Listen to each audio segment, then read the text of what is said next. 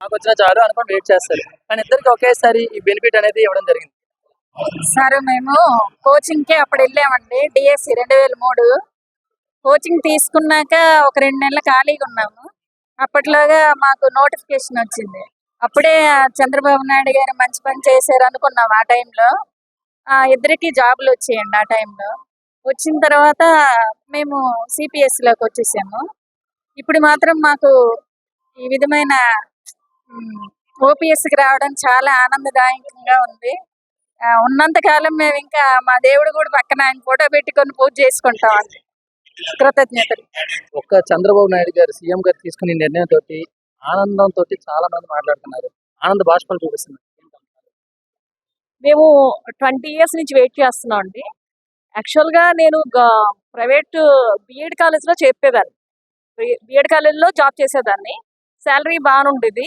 కానీ government job గురించి నేను 2003 డిఎస్సిలో రాశాను. రాస్తే ఇంగ్లీష్ టీచర్గా వచ్చింది. చాలా హ్యాపీ ఫీల్ అయ్యాను. ఎందుకు మనం ప్రైవేట్ వదిలి గవర్నమెంట్లోకి వస్తాము? పెన్షన్ గురించే కదా. అదే కదా, శాలరీకి ఏమీ అంత డిఫరెన్స్ ఉండదు. ఇంకా టౌన్లో ఉంటూ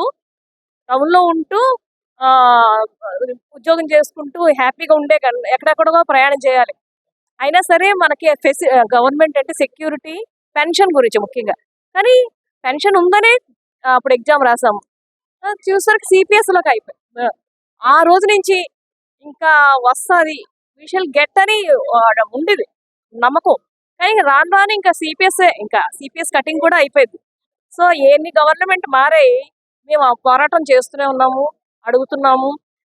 చివరి నిమిషం వరకు వచ్చి ఇంకా ప్రతిసారి ఏ స్కూల్కి వెళ్ళినా ఆ హెచ్ఎంతోని మా డిఎస్సి 2003 వాళ్ళ వివరాలు పంపించండి అని అనేవారు.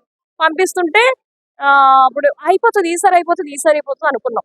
అలా లాస్ట్ మినిట్ వరకు వెయిట్ చేస్తాం. కానీ లేదు. కానీ ఈసారి నిజంగా నమ్మకం లేదు నాకు.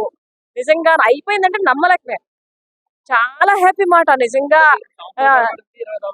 దాటింది, ఇంకా రిటైర్మెంట్ దగ్గరికి అయిపోతున్నాము.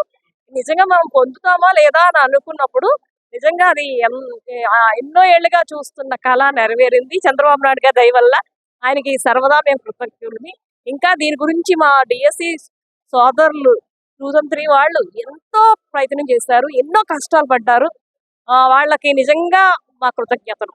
సో ఎంత చెప్పినా తీర్చుకోలేము వాళ్ళ రుణం. అలాగే చంద్రబాబు నాయుడికి గారికి మా కృతజ్ఞతలు.